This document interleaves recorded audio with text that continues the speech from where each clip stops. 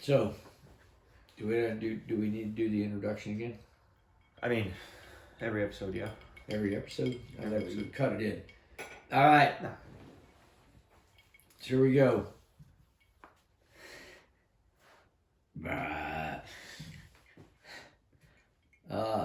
U.S. Army Command Sergeant Major Robert L. Oxner II, 32 years in the Army, multiple deployments to Afghanistan and Iraq, Kosovo, Haiti, 3 tours of Germany, spent most time at Fort Bragg, North Carolina, which is now Fort whatever the fuck, and ended up for my sins because God hates me at Fort Hood, Texas. But The great place. the great place. But Texas loves me. I love Texas. Funny story how I got here, why I decided to retire here, is so my wife and I were driving down. We showed up here. You gotta talk to me. We showed up here. Fucking hated. Goddamn. I'd never been west of the Mississippi, Korea, or NTC my entire career. Ever. So, after being Command Sergeant Major of 4-2 and 573 Cav, 2 squadron level Sergeant Major levels, I get assigned to 4-9 Cav, which I asked my brigade Sergeant Major, Regimental Sergeant Major, as he says, "Hey man, you got 4-9 Cav." I'm like, "Who the fuck is 4-9 Cav and what brigade is that?" And he was like, "Oh, dude, you got a squadron." I'm like, "Oh, that's amazing." So then I end up here. So we're driving down to San Antonio to visit a friend of mine, Nicole. From North Carolina. We're driving through all these states. Well, okay, so after bringing my weapons illegally through several states, I ended up in Texas, and I went down to see my friend Nicole Curtis now, who was in the room when Hassan lit up all them people. Great woman, absolutely wonderful woman, bravest woman I've ever met. That was in San Antonio? But it didn't happen. It happened at Fort frickin' Hood. Oh. Cause well, you can't, I mean... all bad things happen at Fort Hood. The great place. The great place. Just... So, anyway, yeah. I'm driving down to visit her. We're going to spend the weekend with her. And we stop at Marble Falls at an intersection. And I've been talking about Texas. And the whole thing is, I had been looking the whole time I was on leave for 22 caliber ammunition. And at the time, 2014, 22 caliber ammunition was hard to find in the United States. There was just none there. And as I looked around, I found the reason is because all the manufacturers making 5.56. But everybody thought it was a global conspiracy or something. So anyway, everything's political. So I stopped down, I'm looking, and Deb kind of made it a big deal. Hey, every time we stop somewhere, let's look for, Walmarts, whatever. And we looked at this place, and it's called Rod and Barrels. And I looked over, I'm like, she goes, "Hey, go check that place out." I'm like, fuck it. So I pull in, walk into the Rod and Barrels, and it's a fishing store and gun store. And it was pretty bullshit. There wasn't a whole lot there. And I walk into this fucking dude, and he's sitting there, typical Texan, just sitting there, got a leg crossed, kicked back, got his pistol on his side, and I'm like, "Hi, I kind of like your little state you got going on here, but I can't find 22 caliber ammunition. What do you got?" And this old boy looked at me, and he's like, Well, young man, let me help you out. So this guy walks over, and he's like, "Would you like a box of 300 rounds, or would you like a box of 100 rounds?" And then we went and get this discussion about why it was, and that when they did get ammunition in at Walmart, they would call the county sheriff. The sheriff's department would go down there and fucking suck up all the fucking rounds, and it was just a thing. So I was like, you know what? And the thing about it was to bring it back, the conversation I had with your mom was when we were at that stoplight. I was like, we'd seen a lot of good things in Texas. I kind of liked being there. And you knew you were moving there. And I knew he was moving there. But I had 14 acres in Kentucky that I'd bought 20 years earlier that we were planning to build on. That's where we were going to retire. Well, I looked at Deb and I was like, you know what would make this place great? And your mother, knowing me, she goes, they delivered beer and hookers? And I was like, no. No. Well. 22 caliber ammunition would be okay. Would suit my bill right now. And so we did. Guy got me ammo. Went down. And just things kind of worked out. We got talking. And one of the key things about Texas is, we were in the bubble between Dallas and Austin. Mm-hmm. And there were a lot of jobs and all this other stuff. And as I retired, then it was, I wouldn't have to pay state taxes. I had free registration for my vehicles. Yeah. My boat was discounted. All this other stuff. So that's why I ended up here. Built a house. Bought some other property. And that's why I ended up here in Texas. Yeah. So as an introduction. Okay. Yeah, that's a hell of an introduction. That's why I'm here in Texas. This is Drunk War Stories with Dad. I am his son, Ryan. Yeah. This is my dad. Like you said, plenty of years on deployments, plenty of years in the military and the Army. He's got a lot of stories to tell. Yep. And he's already pretty drunk. So. Right. And you got Ryan, who is a 3.5-year Marine Corps veteran, now currently in the reserves, sergeant. Marine Corps sergeant. I was active for 4 years. Active for 4 years? And now I'm in the reserves for 2 years. Okay. So just signed a contract for another 3. Ryan is a Marine Corps dude. He's a Marine, and we're all proud of him. He's the only Marine. He is the only second Marine in the Oxner family. The second Marine. Second Marine. So your mom and dad, Army. Right. And then my grandfather on my mom's side, Army. Your grandfather. My grandfather, Army. And then your mom. Road, World War II. And then your mom and dad, both Mom Army. and dad, both Army. And then you and mom, both Army. My brother joined the Army, and I was the only one to go Marine Corps. And And that's cool, because my cousin Dan, my great cousin Dan, Marine Corps. Now, when they they're crazy, and they're all cops, but Chicago cops. So they're cops. And so the funniest thing about them dudes, so my great uncle John was in the Army. And then Dan and I forget the other brother's name. There's 3 of them old dudes. But they had an attitude. So what they would do on St. Patrick's Day is John would wear an orange tie representing the Protestants. And they'd walk around Chicago pissing off the frickin' Catholic Irish, looking for a frickin' fight. Now, these boys are all bohemians, so they didn't give a shit. Dan was in Korea. I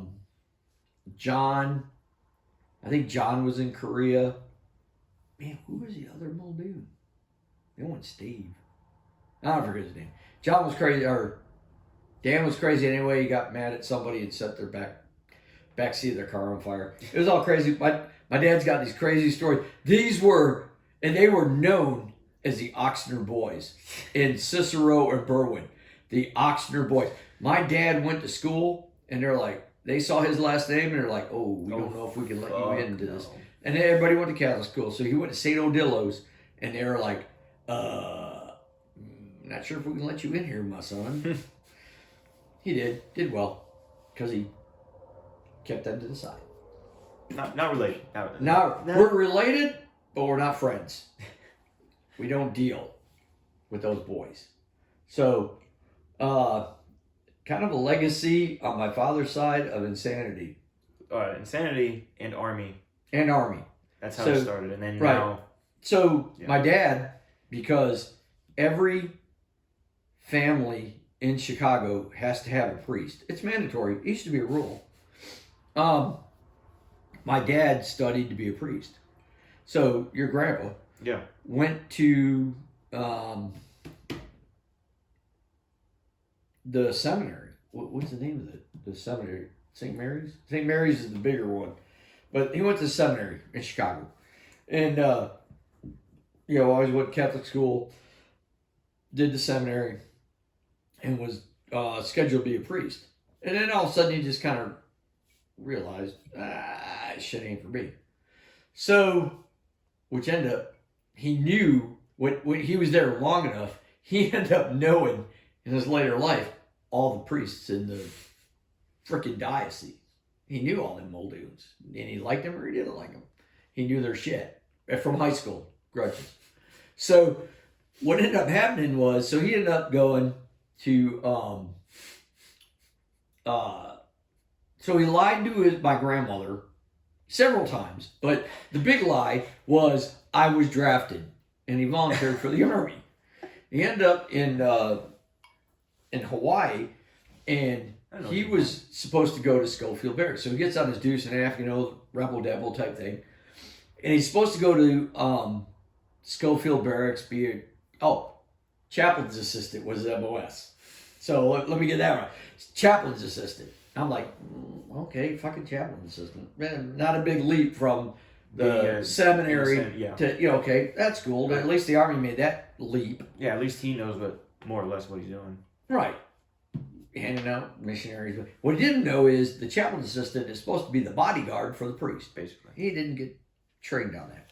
So, anyway, so he's on the back of a deuce and a half to drop the ramp, and they look at him and, hey, anybody know how to type? And Grandpa had some little bit of college, so he knew how to type. He says, hey, I know how to type.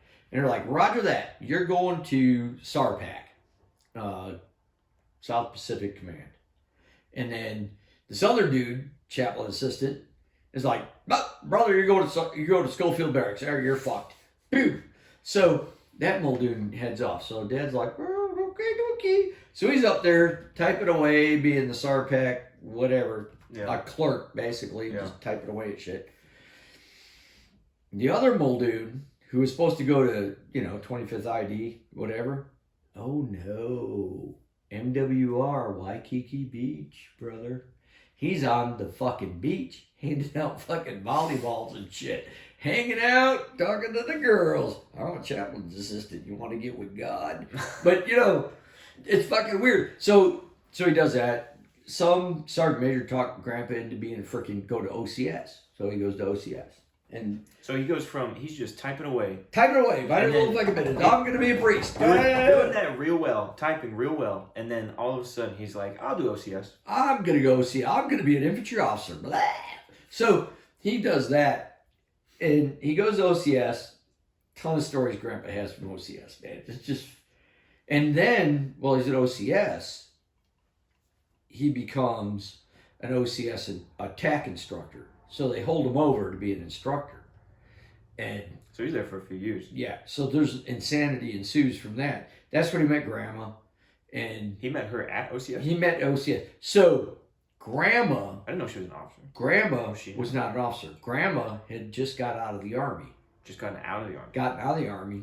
And she was living with my Uncle Jack and her brother, Uncle Jack, and Aunt Joanne. Jack was in 1st Cav, 2.5, 2.7. Okay. Must have been 2.7. So where that ends up being is Jack was at Ia Drang, if you talk in Vietnamese, Ya Drang. Okay. We were soldiers once and young. Well, everybody's a hero. And then he was at LZ Albany. So at Albany, his platoon got wiped out. Jesus. And then before that, he'd been in Korea. So he'd been in Korea when 1st Cav, 11th Cav, or whatever it was, 11th, whatever unit was in Korea, came over to Fort Benning to make 1st Cav. Okay. So he was with them. So he'd been there for a while. He'd been in the Army. He was 10 years in the Army before he went to Vietnam. So he goes to Vietnam.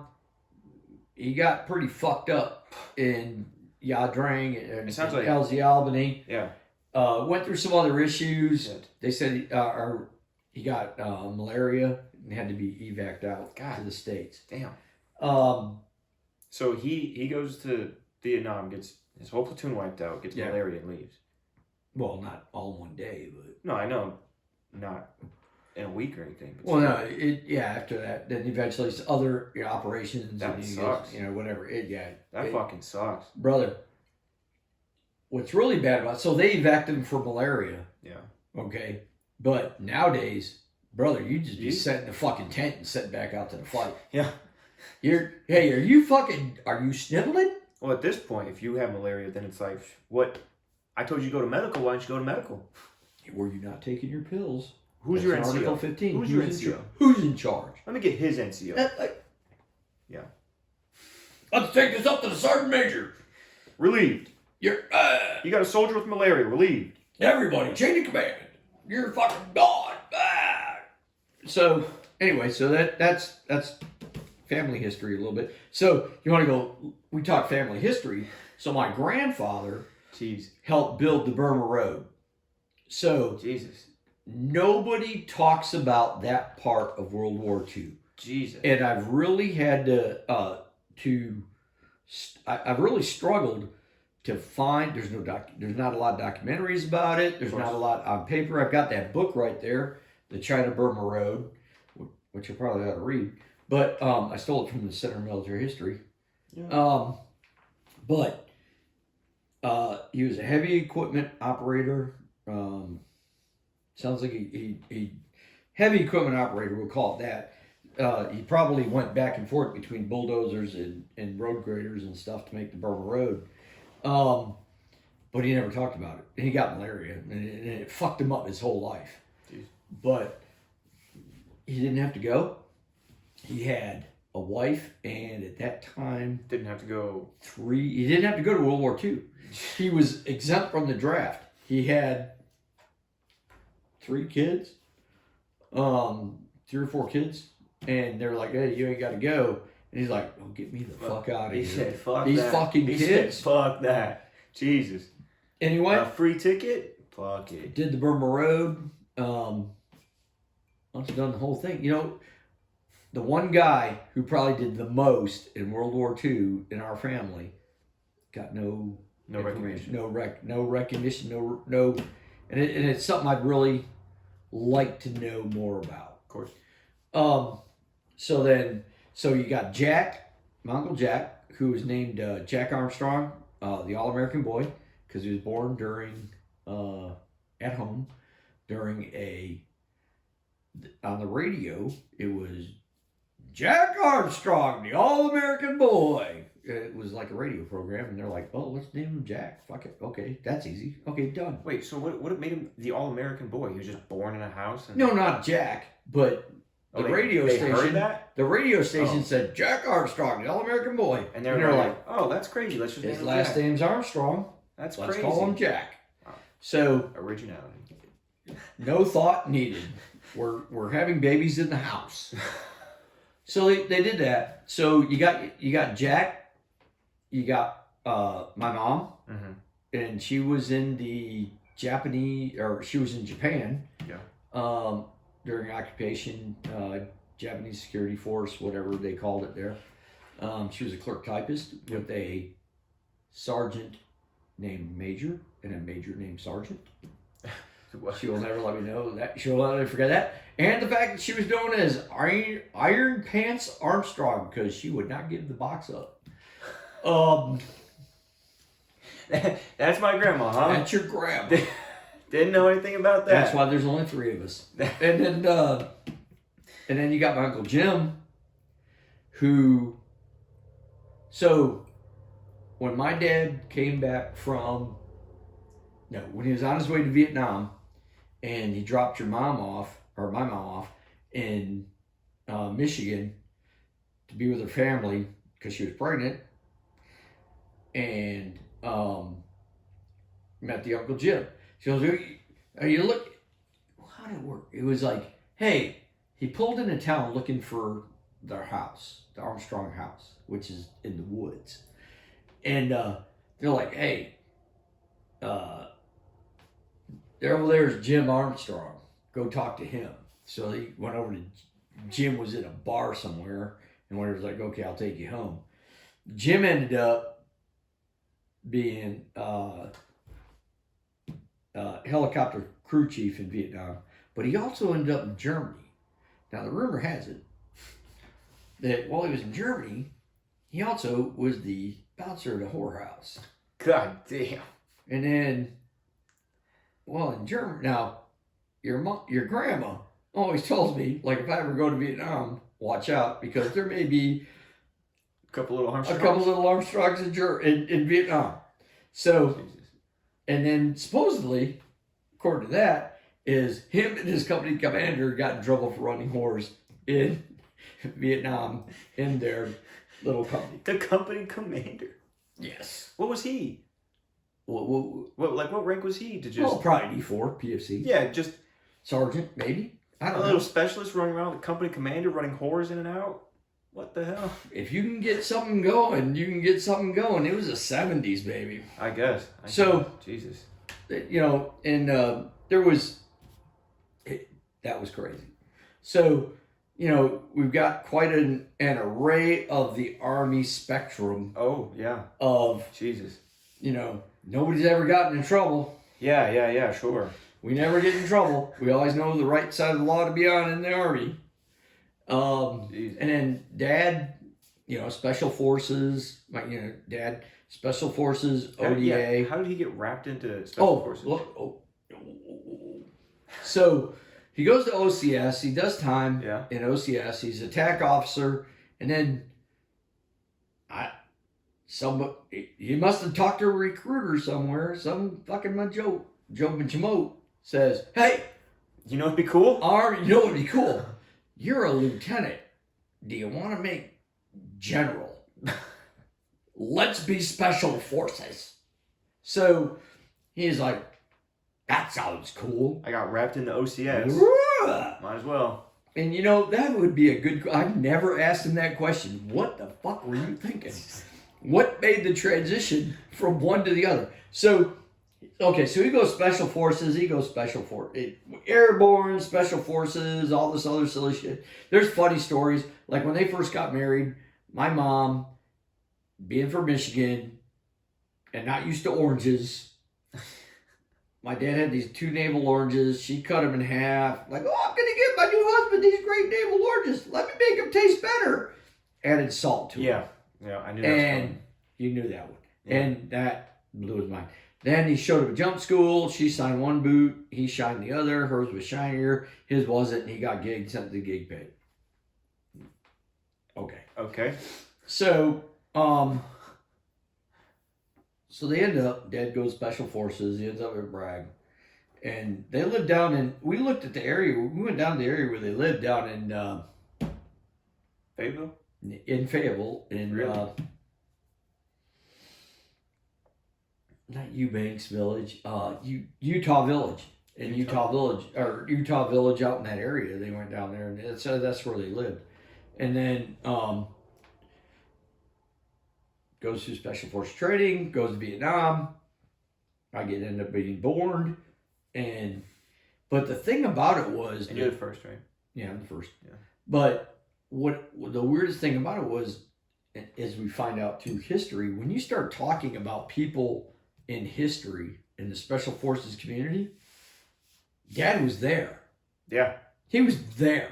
Like, when you talk about Galen Kittleson, I was Dad's teen sergeant. It's like, one of the most important NCOs in fucking Special Forces history.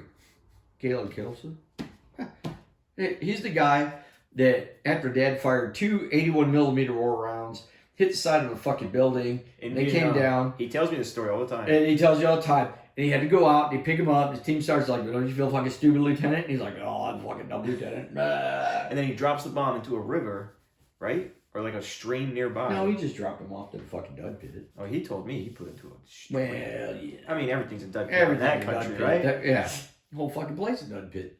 So, they ended up, Galen Kittleson, one of the most famous guys in the SF community, is his team sergeant.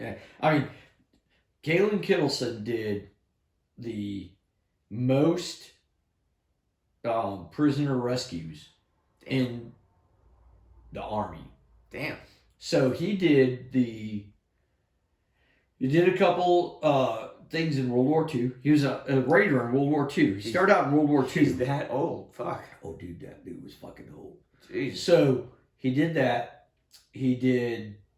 I think he kind of sat out Korea because he said, "Fuck it, I'm getting out of the Army." Because after World War II, he's fucking done with it. Of course. And then joined Special Forces and ended up in Vietnam. I got his book here, Raider, that it lines it out. He kind of skips over Dad and his whole team side, but he was like a Sante Raider, which is very famous. You don't know it, but he was a Sante Raider. He did some other stuff, and then he was your brother. He was your uncle's funeral. So this little dude. So here's the thing that a lot of people don't understand or relate to, and what I've said my whole life is, you can think you're special forces guys, and you're thinking 6'6", 295 pounds, fucking squared up. No, these little Muldoons are 5'2", little fucking gnomes. They can, they can bench press their body weight, but they can hump for fucking 600 fucking miles and all this other shit. Galen Kittleson, standing next to me, World War II hero. My height, kind of rounded out, and a very unassuming hero. I mean, they called him Pappy in 7th group because I think he started 7th group. I mean, he's a fucking legend. Yeah. Fucking legend. And he's like, the size of you. Dude, what's going on? But he had the old World War II type ribbons, and he wore his Class A's. He was at Jim's funeral. He came to Jim's funeral because Jim had corresponded with him.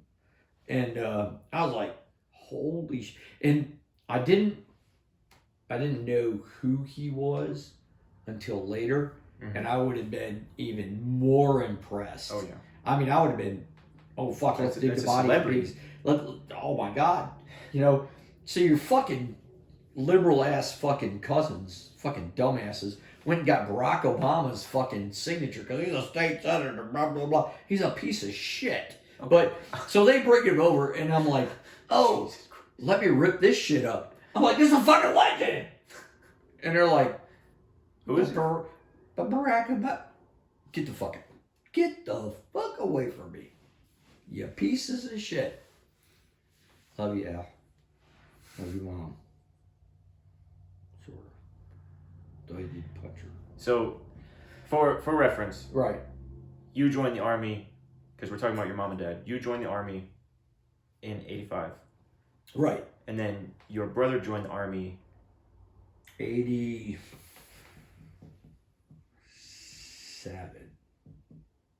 Okay. But he got married first. Or around in there. He got married too. And then he joined SF. No. Or not. No, well, I know how he got there.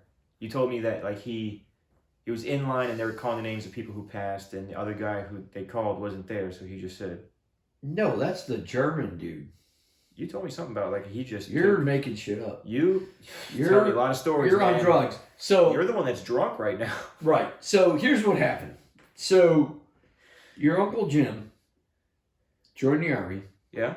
And he was a. Did you convince him to join, or was he just we all knew that was our after high school thing. Yeah.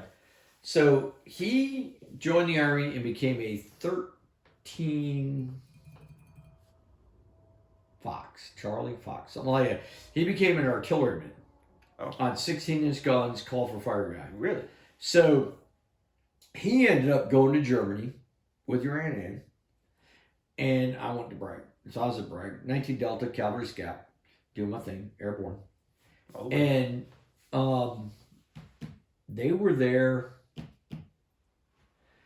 about a year, and then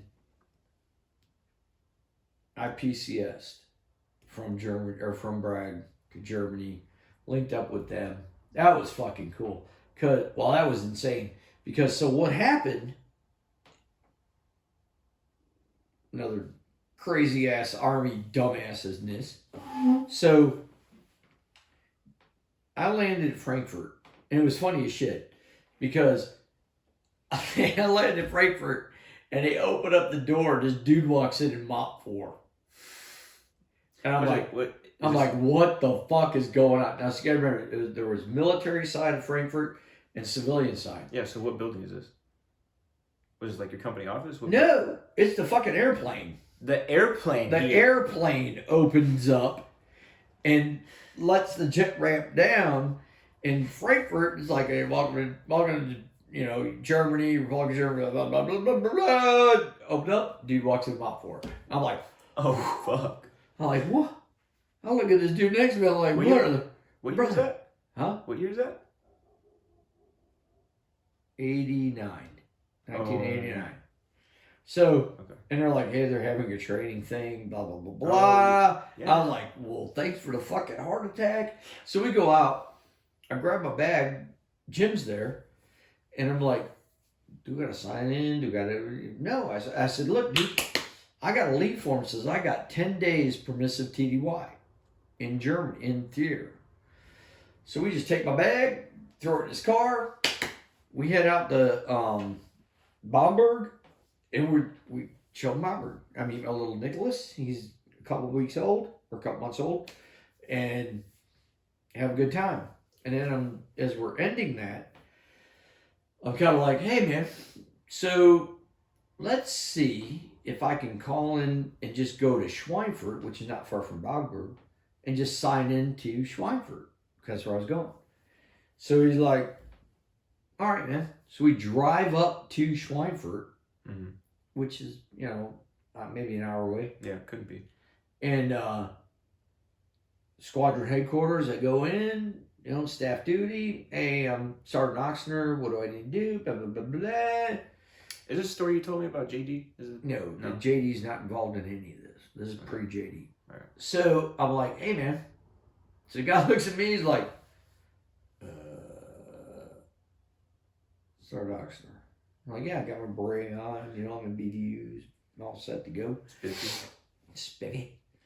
And he's like, you're AWOL. And I'm like, you want to explain that to me? I got this whole leave form thing going on. He goes, no, man, when you came in country, your leave ended. But I got permissive TDY. What's the point of these 10 days? They're stupid.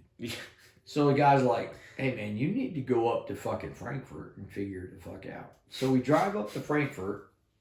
So that's another hour and a half.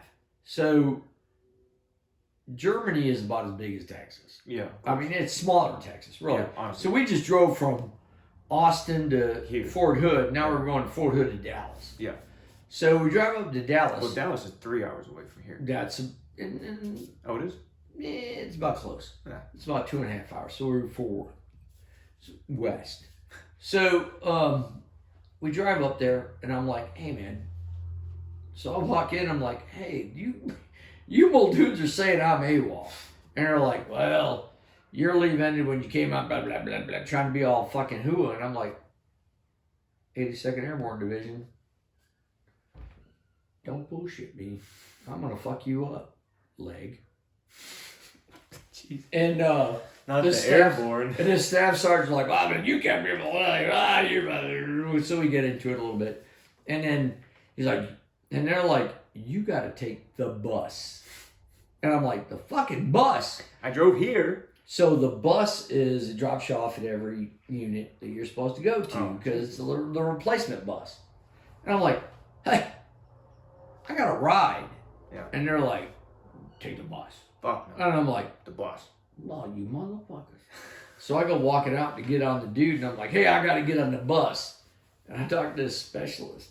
Now, Sergeant Specialist, Airborne, fucking squared away. He's like, when do you got to take the bus? I said, well, I got a fucking ride over here. He's like, take the ride. He's like, you took the ride. You took the bus. Go ahead and get on your fucking ride. So I get out there, and so me and Uncle Jim made a big fucking circle of Germany that day. Of course. Ended up in fucking Bamberg. We were all fucking hooah. And then, at the end of the week, Because we were like, hey, what do I go at the end of the week? And that's what started it. We were just checking things out. And old boy was like, hey, you're AWOL. So, take your leave. So I took another 7 days leave. Wow. In Bamberg, signed in Schweinfurt. So you took your 10 days and then started to get signed in, and then you took another 7? No. So when we got in there, we were about 3 days in. Oh, okay. And I was like... So you took the rest of your leave. I was like, hey, man, let's go see if I can just sign into Schweinfurt. Yeah. Let's see what the fucking deal is. So you're only 3 days AWOL, technically. Yeah. Okay. Never showed up on my records. And then, so we did that, signed into Schweinfurt. And then, because it was crazy, the squadron was at, I think at Gunnery or at Hohenfeld. They were doing op forward Hohenfeld, I think. They were gone. I was in rear D. And then I walked out there. Well, we got to do police call. I'm like, okay. So I had my 82nd Airborne sweatshirt and my wrestling shoes. And I go walking out. And they're like, and it's November in Germany. And they're like, dude, where the fuck are you coming from? I'm like, fucking North Carolina, baby. And Fort Bragg, North Carolina. Fucking home of the goddamn army. Who the fuck? You're just out fucking post. You fucking like support us. Jesus. Congratulations. All American. All American all the way. And then, so we did that. Then I had to go to Head Start. And that's where I met your mom in formation. I mean, I remember, man, I was in formation. I was looking down the line. I'm like, I got to get me a German girlfriend. I'm going to get some fucking... What I wanted to do was get a German girlfriend on this side. And since, they had the Iron Curtain and all that going on, Berlin. I wanted to go get a fucking... Oh, wait, a West girlfriend. I wanted to get an East German girlfriend or someone on the other side. You wanted East and West girlfriend? Yeah. You wanted two different... No, I didn't want two. I wanted to get one. I want to fuck a commie. Oh, that... I want to fuck a commie. Get back that was to my those thing. bastards. That's it. I'm going to spread a little bit of Americana. So I'm sitting there in formation. I remember I looked down and I'm like, God damn it, man. Fuck, I need something. Oh, there's some girls around here. Well, look at the little blondie down there fucking in my formation. Because I was sergeant. I was, followed your squad, Yeah. And just, random shit. And I was like, look at that thing. All right. And then later on, and the big thing your mom will never let me forget is your mom come walking up to me. She was there. And she had her jump boots. She had gotten a pair of jump boots bought because she's like that. Bought, spend money, bought. Yeah. Pair of jump boots. And I was like, hey, you, leg, you fucking airborne? And she's like, no, I'm not. I'm like, get them fucking boots off your fucking feet. This is Sergeant Airborne. Still wearing my beret because I'm not assigned to a unit yet. Because you couldn't let it go. I couldn't let it go. And I'm like, who the fuck do you think you are? And then later on, I saw her at PX after I'd been to the border and all this other shit going on. I'm like, hey, what are you doing? And she's like, I'm not doing nothing. So we went on a couple dates and whatever. And then we're here. 30-something years later. 30-something years here, I'm still getting my balls busted by her paying for the fucking price of that fucking initial opening fucking salvo of, who the fuck do you think you are? And that was the last time I was in charge. Yeah. Of any conversation. But, so, your cousin Nick was born and then they PCS. I did get a chance to introduce your mom to Uncle Jim and Ann. Yeah, and while in Germany. Yeah. And Bomber. So you were at, but just to back up a little bit, you were at the Berlin Wall. No. Well, I was in the Army. So the day I came down, the day I landed in Germany, November 3rd, the Berlin Wall fell. Nice. So what ended up happening was the unit I was in had a border mission. So I'd go to the border. So we ended up going to the border. We had to do all the bullshit border tests and operate. I mean, it was fucking intense, man. You've never trained this fucking hard on dumb shit than you fucking trained for this fucking border. All it took was one stupid guard to shoot somebody in the wrong way, wrong time, wrong place, and then another war would pop off, probably. Yes. So theoretically. So what ended up happening was so go up to the border. I go through. We're on the border. So we end up at Hof, and we're at Hof, and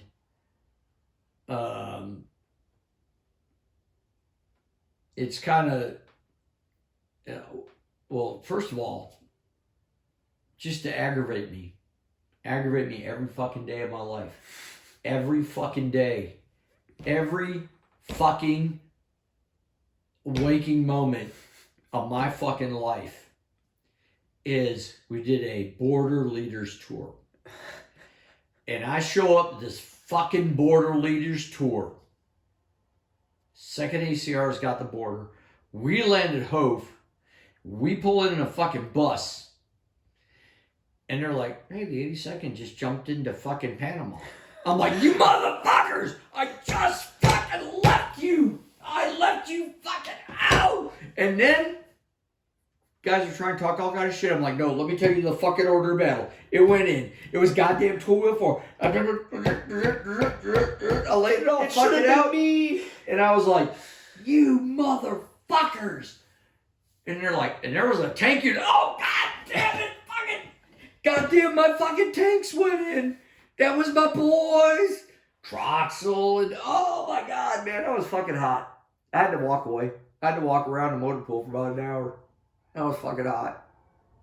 Because they tried to stop me from moving. They gave me a 6-month deferment, and I'm like, oh, you're trying to fuck me.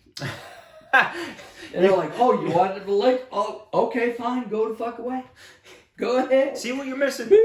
Go ahead. Jesus. I'm like, that motherfucker Noriega's been fucking us for goddamn a year. Ain't nothing gonna fucking happen. The goddamn Congress ain't worth a fucking shit. They're just waiting for you to leave. Just waiting for me to fucking leave. Yep. So I was pretty fucking bent out of that. So anyway, I show up in fucking Hof. And the unit ends up showing up. We're doing our border tour. And cool thing about the border tour was we did. So first platoon was missing a border dude, a border leader, guy border leader qualified. So like, hey, Sarnox, go out with first platoon. And I'm like, okay, I'll go as a support. No, you're the leader. I'm like, well, this guy over here, this sergeant here is qualified. You're the border leader. I'm like, my first fucking tour. I'm like, well, roger that. Not my platoon. Not my fucking, not my farm. Or not my hog, not my farm, man. Fuck it. I'll do it. So I go out and I do that. And that's when I was at, I hit Hof at, oh man, it was called Little Berlin. I can't remember the name of it, but the town had been cut in half by the border. Was it Dresden? No, in Dresden. When we did our thing at Dresden, it's where we stopped at. Oh. I can't think of the name. You start with an R? No, start with an N. Neither. Man, fuck, I can't remember the name of it. Because when I tell my German friends, they're like, you're not making sense. But so half of it was German, half of it was East German, half of it was West German. We got up there, and by that time the border was useless. Yeah, it was done. I mean, it was a done thing. Nobody gave a shit, and I think I was the only person who realized the border didn't mean a shit. So there was a Zoll agent, East German Zoll agent, and a West German guard, and they were like just talking about it. They were fucking lit, is what they were. They were fucking drunk as fuck. And we pulled up next to it, and they're like, "Hey, can you let the East Germans see the inside of your Humvees? They were really interested." Blah blah blah blah. I mean, it was just like guys just want to check the shit out. I'm like, let's get the fuck out of here. So we ended up going out. We got to a point in the border, and it was where it made an L. And I was like, hey, man. And the guy I was with was from 1st Platoon, and he'd been on the border like 14 times. And that cat was like, oh, we still got to maintain the border, blah, blah, blah. I'm like, dude. And it was a point where the border made an abrupt L like this. And he was parked here, and I was parked here. And I was like, hey man, come on over. So he's like, oh, we gotta go. And he made a big deal about walking around the corner. And I'm like, dude, what the fuck are you doing? So I stood on the edge of the border like this, and I was like, I'm a frag rep. I'm not a frag rep. I'm a frag rep. I'm not a frag rep. Who gives a fuck? You see that fucking tower over there? Ain't a motherfucker in that goddamn tower over there. I said, nobody gives a shit about this fucking border, because in the time that we've fucking been at this fucking border in the last 30 days, they went from 3 border crossings to 50 border crossings. Nobody gives a shit. The border's open. I think I'll have to report you, Sardox. I will beat your ass. So we ended up going back. And then I went on another patrol. As I came back to that patrol, I was trying to report all this stuff, and it was just useless to report it. And the troop commander, Mark Reardon, looked at me. He's like, Sardox, how's it feel to be the last man to patrol the East German border? I'm like, I don't give a shit. Let's go get a beer, brother. Roger that. And before that, they made a big thing. It's just like when you cross the equator. They made a big thing about. No, that's completely different. No, they made big deals. They made they had like certificates and all this other stuff and all. I guess. And they gave it to guys. And when I crossed the border, like, right. Nice job. You did your job. Border's done. Have a nice day. Thanks for going Army. And then, funniest thing about it is that's where I got the border sign. So when we went into the, like a storage room they had, there was a stack, man, maybe about 18 inches high of border signs. 1 kilometer to the border. Yeah. So I mean, all that shit. Halt, you're unauthorized personnel. Border, yeah. So, so me and Gomez, my gunner, we're like, man, these signs are probably pretty fucking cool. And we're like, I bet you they're worth some money. I think I'd like one of these in my future endeavors. So me and Gomez snatched up a handful of signs. They're big as hell too. You got a handful? I got them out there. It's a standard sign, so it's really, I mean, yeah, it's eighth of an inch metal, but metal it's signs. still. So we grabbed a handful, so it's about 5 of them. Yeah. And they're this big, they're 4 foot long, but there's two of us with it. So me and Gomez snatch these up, run them down the motor pool, throw them in the back of our Bradley. And then we go do our border tour. And then we get back. And then my troop commander, Mark Reardon, calls me into his office. And he's like, we always had a pretty good relationship, me and Mark did, from the get-go. Because I've been in the 82nd. Mm-hmm. Now, I always had this weird... That's all it took, huh? A weird feeling. He expected more of me, but he respected more of me. Even more than my platoon sergeants. Interesting. It was a weird feeling. So, me and Mark... So, Mark is like, hey, Sardox, when we were in Hof, I was looking out my window one day, and I saw 2 midgets running to the motor pool with what looked like 1K signs. Would you know anything about that? Would you happen to know? I'm like, sir, midgets? Yeah. You ever seen 2 midgets? Well, sir, I don't know about midgets, but pretty tall to me. I think I know what you're talking about. Personally, I think they were normal sized people. He was like, well, hey, Sardox, if I can get one of those and one of those for my friend, I might forget I saw 2 midgets run to the motor pool with 2 signs. And I was like, I can arrange that. So I gave him up 2 signs. Gomez got a sign, I got a sign, and it was all well done. And so I mean, it was all my time in 3-4 Cav was just fucking one insane thing after another. It taught me a lot about legland and why I didn't like being a leg, but it also taught me how to deal with legs, if that makes sense. I didn't think so. How to calm yourself down. You told me a lot of stories. Right. I didn't think you actually gave that much of a shit about being a leg. I mean, I figured after this, Right. you realized it didn't matter that much. You didn't like hold it to such a high standard because you never really brought it up again. Every now and then you jokingly call somebody a leg maybe, but you didn't like get hot over Right. stupid leg moments. So it's hard to explain.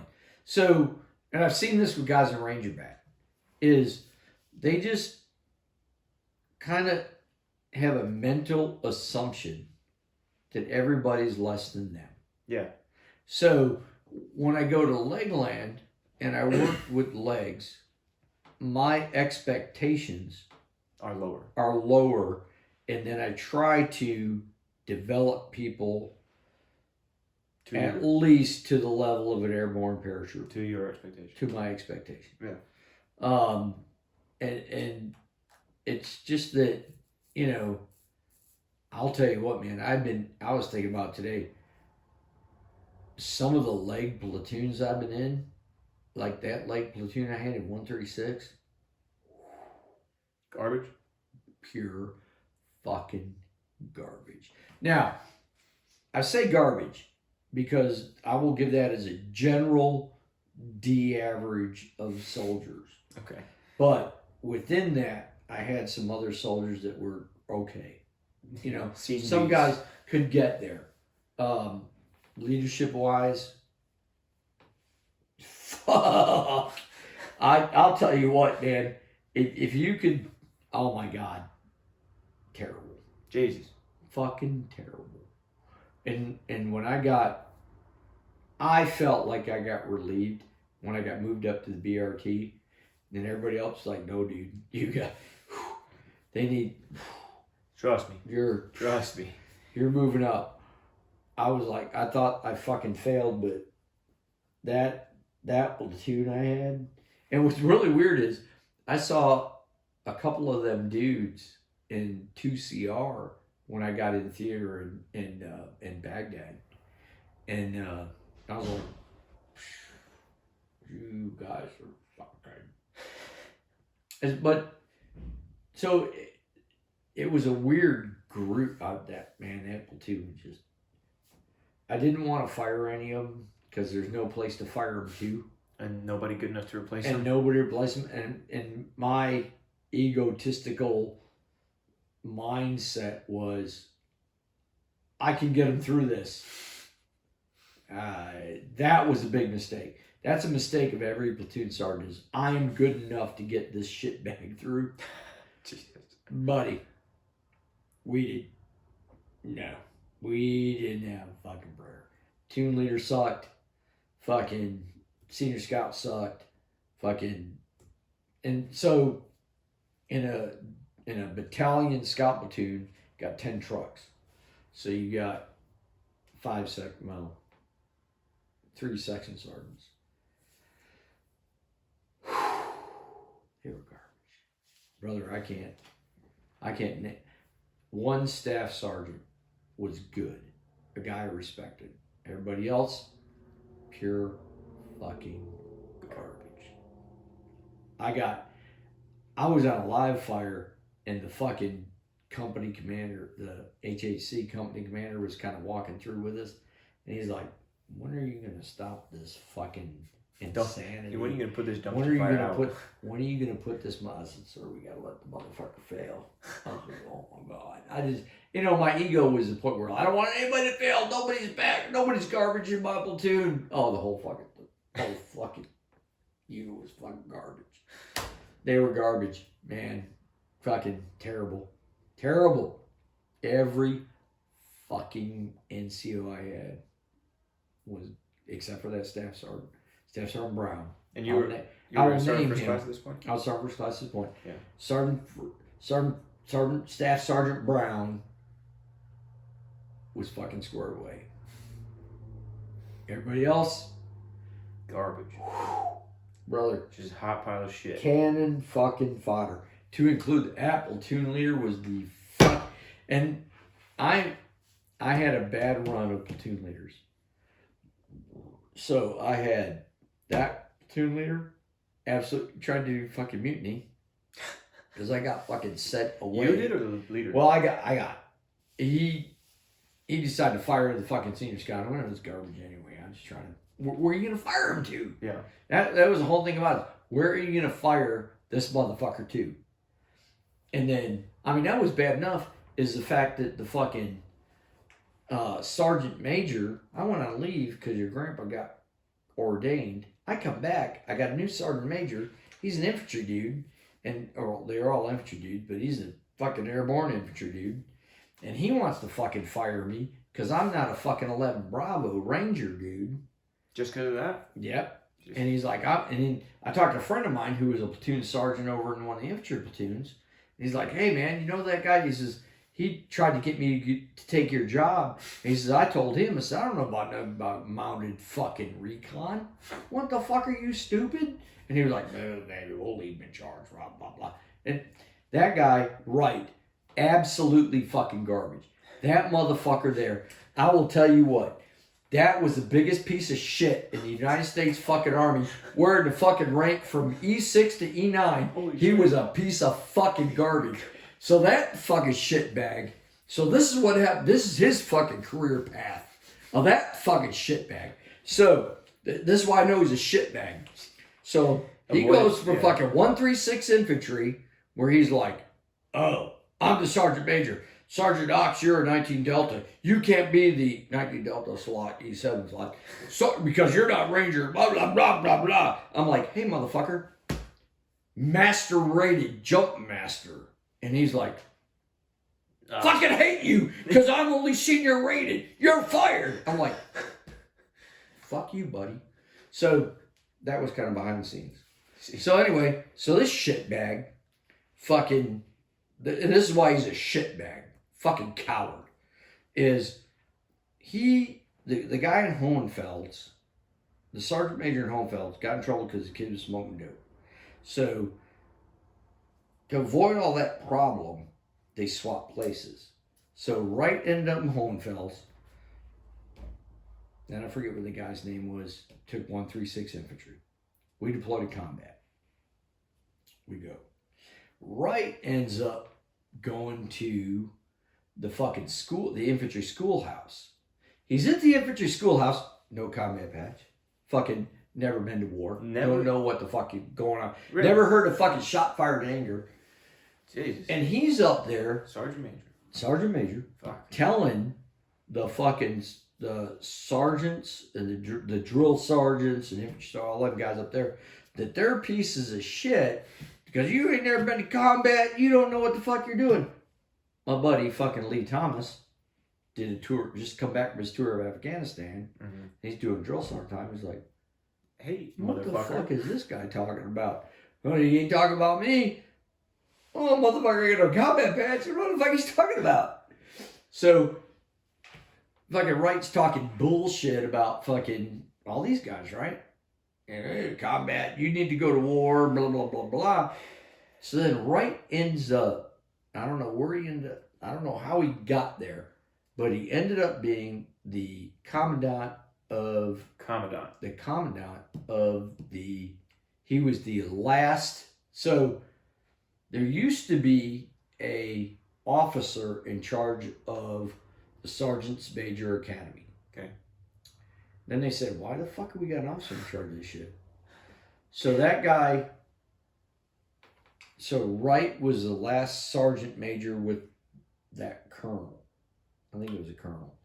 So Wright is a sergeant major of the Sergeant Major's Academy.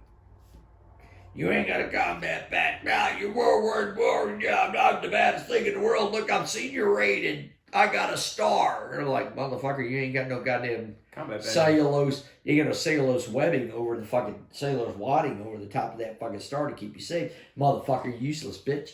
So, God damn. So, fucking Wright decides he's going to divorce his old lady.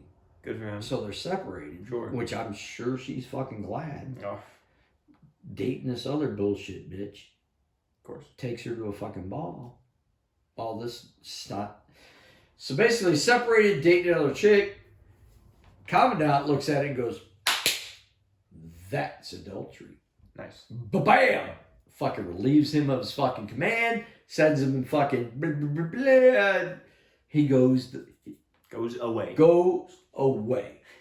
I mean, it's like, it's kind of weird, man, because shitbags get so high, and then eventually they get fucking taken out. And I was looking at hopefully they do. He made it all the way to Sergeant He Major. made it all the way coming out of the Sergeant Major Academy. He's a fucking damn. piece of shit. And that's why people get out. Wright is a piece of shit. And that motherfucker right there. No combat. Want to tell people about combat? You're a piece of shit. And if he's looking at this and he everything, fuck you, buddy. You want to come fucking fight me? I'll kill you. Me and the fucking dogs got your ass. But, so, I mean, and that's bullshit like that because it's like fucking ego. Like that dude, a dude told me, I tried to talk to that guy.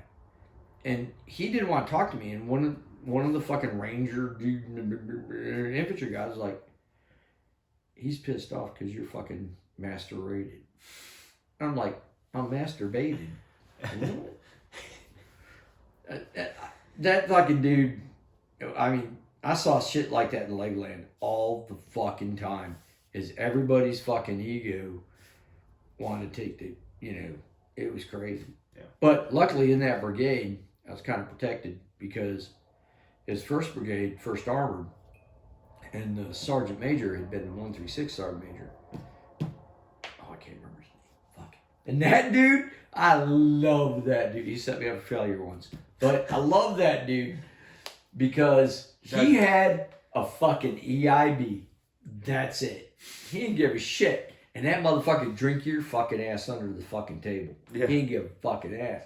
So I linked up with him in Kuwait or in Kosovo. And that was fucking, I showed up in Kosovo, man. That dude Rumfell, whatever his name was, my replacement, S3 NCOIC, that dude fed me 2 fucking double shot espressos and opened up the fucking fire hose into my throat, telling me fucking what I had to do. And I don't think I slept for 3 fucking days. God damn. And that motherfucker was like, man, you gotta do this, gotta do it. And all of a sudden, I wake up one morning. It's 3 days later. He's gone. Oh, fuck. It's like, Sergeant Knox, you're in charge of an infantry battalion, 19 Delta, Cavalry Scout, E7. I'm like, I'm the scout platoon sergeant, buddy. And they're like, nope, you're gonna run this fucking. So I ran that for about a month, and then I went out to the scout platoon. Jeez. But I was like, but that dude, he ended up being the brigade sergeant major, and dude, I learned how to do balls from him. Because that motherfucker didn't give a shit. Yeah. He'd get fucked up. And he'd dance with he'd get all the fucking wives in a fucking circle. He'd start dancing with them and shit. And I'm like, if that's not fucking wrong, I'm good. So we went to this one ball. And I was a 136 still. And insanity ensued. I don't know what all fucking happened. And your mom's good. She'll grab my order. She'll like know when insanity is supposed to start. She'll grab my order St. George, put it in my pocket. Either that or that was the one where I sent it flying across the floor. After that, but your mom's like, let the little man go. And dude, the fucking the next Monday, we're in formation. The fucking squadron commander's like, Sergeant Knox. He's like, you know how to have fun. He said, brother, he's like, this man right here. That's how you fucking have fun.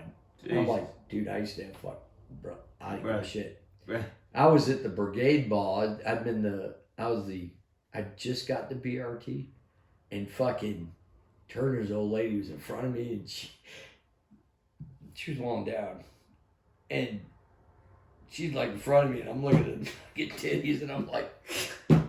And I dropped my glass. It wasn't where glass there. I just lost fucking, my glass was kind of slippery. I was like, and had me look at her titties. And your mom was like, calm the fuck down. Jesus Christ, give her a fucking minute. And I'm like, oh. Stop making it obvious. Stop, you're terrible. And then that sergeant major ended up being the brigade sergeant major. And then we had that ball. And it was fucking crazy, man. It was fun. Brother, if you're not getting drunk and having fun at the ball, you're fucking stupid. And all them little fucking problems. I don't want to see the sergeant, blah, blah, blah. Brother. But I'll tell you what, we were at the 3rd Brigade Ball, 82nd Airborne Division. And holy shit, first of all, they did a punch bowl ceremony, and I got fucked up at that. And then my boys were showing me, oh, look, Sergeant Major, I got fucking moonshine. I'm like, well, let me get a sip of that. They're like, 8 bucks. And then, I don't know what it was, man. Me and some fucking dude, I don't remember. We're doing the fucking jungle at each other. And then, somebody fucking got crazy and played I Want to Be in the Cavalry. Oh, no. And we assaulted the floor. And we destroyed. We just fucking ran around like fucking maniacs and fucking Indians and shit. Just fucking insanity. And then about a couple weeks later, man, brigade commander was like, I love that. You guys are fucking crazy. He said, I love the cavalry. You guys got no fucking filter. And I was like, no shame. Yeah, pretty much, man. If we smell the fucking top of a fucking liquor bottle, we're fucking done. Because, like, we did that one, and we might want to save this for another episode, but in general, I got freaking, what do we got? An hour. So, we can talk fucking you can go another parties.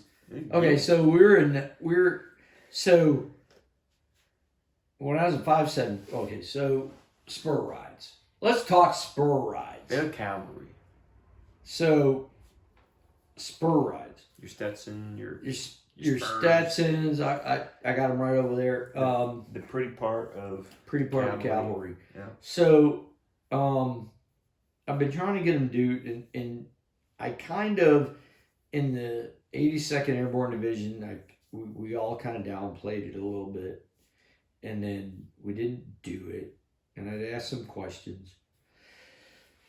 And then after I got out of 173 and I was up at 4th Brigade as a sergeant major, I was running around Pike Field one day, and it was cool. I mean, you can't make a fucking commercial like this. So it was foggy. It was fucking foggy. You couldn't see fucking 20 feet. So I'm running around Pike Field. I've done my run, and I'm coming around the backside of Pike Field by the signs, because I come out of Area J and stuff. And I hear this fucking yelling. I'm like, who the fuck is yelling? And I'm like, I'm a sergeant major. I'm going to fucking deal with yelling. Somebody's going to fucking tell me why there's yelling going on. Yelling at some private? Or yelling. I just heard yelling. Okay. And as I'm running, minding my own business, trying to fucking struggling in the fog. Dying. I see Stetsons in the fog start coming out of the fog. And I hear yelling. And I see Stetsons. And I see young soldiers struggling. And I hear yelling. I see Stetsons coming out of the fog. And I'm like, it's like a fucking movie, man. I'm like, what the fuck is going on here? So I go running up. And I'm like, hey, Sergeant. And I look at him and the fucking 173 cat, one of my dudes, because I'd been in 173 cat. Yeah. And what the fuck is it go? And they go, Westover's over there. Sergeant Major Westover's right over there. So I go run up to Westover and his fucking colonel. It wasn't McFadden. It was still fucking Foster. And I'm like, what the fuck are you doing, Westover? And he's like, Ox, we're doing a spur ride. And I'm like, what the fuck? So he kind of laid it out to me. And it made sense. If you can keep it within 24 hours of a thing, you could knock out a spur ride. Because I've been trying to do it forever. And like when I got to 573, they had the spur ride laid out, but it was like 1 week. It was like an EIB. Like, we're going to have sandbags set up here and we're going to do that. You can't fucking do that. You cannot do that. I tried in 573 to do it. It wasn't happening because everybody tried to get extravagant about it. Right? Yeah. They tried to make, and the infantry gentlemen tried to make it like an EIB. They in their mind, it was like, expert, blah, blah, blah, blah. I'm like, no, it's a fuck fest. Yeah. You know, it's like, an initiation. Yeah. So it's like when you cross the equator, you get just exactly fucked on. You just get fucked on because you're a wog, you're a polywog. And when I did mine, I thought about it. I was like, 24 hours. The last one I did in Germany, 24 hours. I'm like, a 24-hour fuck fest. Yeah, most of your planning goes into recovering fucking people who either quit or get fucking heat stroke. So I'm like, hey, that makes fucking sense. So talked over with Westover. He told me how they were doing it and everything. He says, Ox, you have to be here tomorrow. I'm like, oh, roger that. So I showed up and did my typical how to mount a soldier, which is you take a squad that shows up, half go into all fours, the other half, you read the manual, which I got the manual around here somewhere. The 1858 manual of cavalry operations, beginning operations, how to mount a horse. So you put your left hand on, the horse is mounted. Now the right hand, blah, blah, blah, blah, blah. And then you'll begin to canter, and then they got to get on the other person who's on all fours, Jeez. and they got to canter. Oh, God. And then you go through that. So that's what I did. So I was like, fucking A, man. That's the fucking way to do it. Jesus. So when I went on 573, they were like, that's what it is. So I knew that. So when I went on 573, they're like, we're going to do a 3-week exercise, blah, blah. Stop talking. They were planning it. The first day I showed up, and old Chip, what's his name, and Colonel Flood were like, we're going to do this because they're very cavalry. Sure. Got to give to them. They're like, we're going to do this, and we're going to. I was like, you can stop talking. Hell no. Right now. So I let them go for a little bit, and I'm like, this ain't shit gonna happen. And as usual, overcome by events. We had to go to gunnery, blah, blah, blah, blah, blah, details, blah, blah. And I'm like, here's what we're gonna do. We went to Fort Pickett for gunnery, and I said, we're gonna do a spur ride. And I laid it all out, gave everybody a thing, 24-hour operations, blah, blah, blah, blah. Everybody had their stations. Had Comiskey bring up beer from fucking Fort Bragg. And so we're sitting there. So my other big thing for this one was, because I'm now part of the committee. So I'm like, all right. So you got everybody out in front of you, and you're like, and you ask them questions. And it is your questions, if your correct answer, we move the beer closer. As your wrong answer, the beer comes farther away. And you answer, we move this. And these are like we move that. Cavalry questions. And they're yeah. Hey, sing the freaking, give us, Jack. Fiddler's Green. And like, good enough. So what are the 3 types of recon? Oh, you fuck. And it was always like, you're so close. You fuck with them. Yeah. And then eventually, they get to where they're going. You're like, and the beer falls off the fucking end. Everybody goes, gets a fucking beer and some barbecue and, whatever. So we did that 2 or 3 times. But what we did was what ended up happening was we incorporated that so it worked out was every 3 months. 3 months? 6 months. Anyway, we do a spur ride for the unit, and then we do a spouse's spur ride. Spouse's spur ride? Yeah, you get a little fucking certificate. Yeah. Make them feel special. Right. Yeah. You're special. You're a member of the cavalry. It's all a family thing. And we do that, and we got like 4 of them done, man. 573. So the first one, and then you got the spur dinner. So the first spur dinner we did, it was all, every class A's, it was all official. It was all very polite. Man. So the second one, we're like, oh man, we can't fucking get it done, man. We can't get this place ready. We can't do this. fuck it. Time, fuck it. This is what we're going to do. We're going to have it in a classroom. We're going to have Chasen's fucking cater it. And here we go. Because we had plenty of money. Because we had money doing other things. Of course. So, before it started, I was like, hey, sir. Yeah, it's 1400. I'm like, hey, sir, it's for spur dinners tonight. He's like, yeah, Sergeant Major, yeah. I'm like, right to that. So I sent somebody, I can't remember who it was. He got me a 5th of Jack. Jeez. And I walked down and I'm like, what am I motherfucking? And it was I took all the 73rd Armor shot glasses I had, filled them up, and I was like, hey, let's go, First Sergeants. Bam! We started, oh, dude, we got fucking hammered. And I was smoking cigars and the fucking thing, and they're like, and then the colonel had to go to something, and his orders to the staff duty, PJ Sullivan, was, do not let the sergeant major drive home. Don't let him drive home. And I was like, okay, sir. We got it. And dude, I was fucking ripped. And then somebody brought more beer in. And then everybody went out. I don't know, things disappeared. I don't know.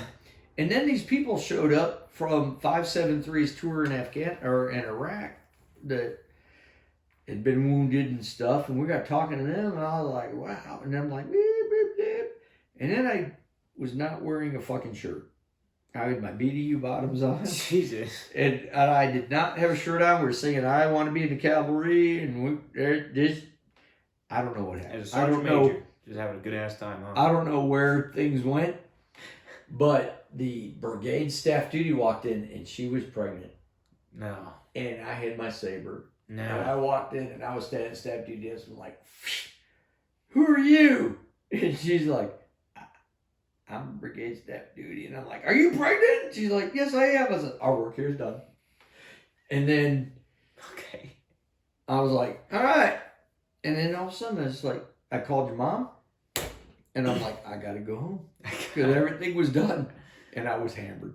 I was fucking lit. I was fucking drunk. Jeez. And so I'm like, I'm going home. So I went up to my office, and I was looking for my t-shirt. I couldn't find it. I don't know where my fucking shirt ended up. I think I had my BDU top on, no t-shirt. Yeah. And I walked out the door. I remember this. It was funny as shit. I walked out the door, and PJ Sullivan's like, Sergeant, you can't go. You cannot drive. I'm like, motherfucker, I'm going to goddamn drive. He's a fucking saber in my head, motherfucker. He tackled me. It was holding me down. And your mom shows up, and she's like, I'm here to take Sergeant Major home. And I'm like, that's my wife, sir. And he's like, Sergeant Major, you can't drive home. I'm like, oh, I know I can't drive. Ain't no contest. Right. Well done, sir. Yeah. And then, I went home. But that was the fucking best, man. I don't remember none of it. I remember we were driving, oh my God, man. It was fucking great. Only the sergeant major can smoke in a federal building. I'm like, I got my fucking cigar going. And fucking me and the first sergeant got fucking, I don't know if they were hammered about it. I was just hammered. I just wish they were. Who cares? I don't know. We didn't give a shit. We ate some fucking food. We had spur ride. And it was fucking fun. And that's the thing about it. The Army used to be fun. Yeah. And it's all about being fun. And, when I was a private, it was fun. And, if you got stupid, somebody would kind of correct you. Instead of smacking you to fucking death with UCMJ. Because it wasn't worth it. But at the same time, they all remembered back when they were privates and they were stupid. Yeah. And I always tried to remember that as a sergeant major is like, hey, look, man, everybody's allowed to be stupid a little bit. Mm-hmm. And your staff sergeant or whatever should take care of that. Put some leadership in there. Oh, man, I had to give a kid an Article 15 one time. Dumbest fucking Article 15 I felt like I ever gave was Bobby LaMarche, paralyzed, fucked up on our goddamn tour of Iraq. but he can walk now. Nice. Fucking What? squadron commander and just squadron commander walking around the barracks at fucking 11 o'clock, 12 o'clock at night on a fucking weekend, underage drinking. That's fucked up. And I'm like, that's fucking stupid. I'm like, what do you expect, brother? I looked at that, man. I looked at the fucking commander, and I'm like, I know we got to. So we gave him a... No.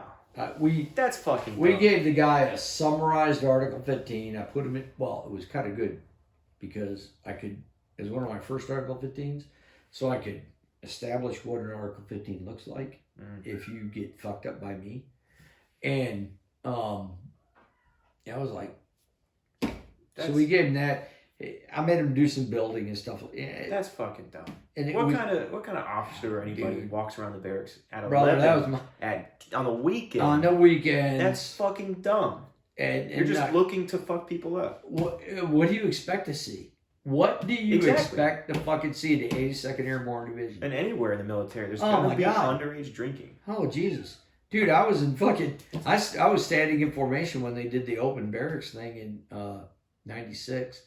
And I'm standing in formation. First sergeant called us to attention. I look over, and these fucking 3 fucking whores come fucking rolling. Jesus Christ.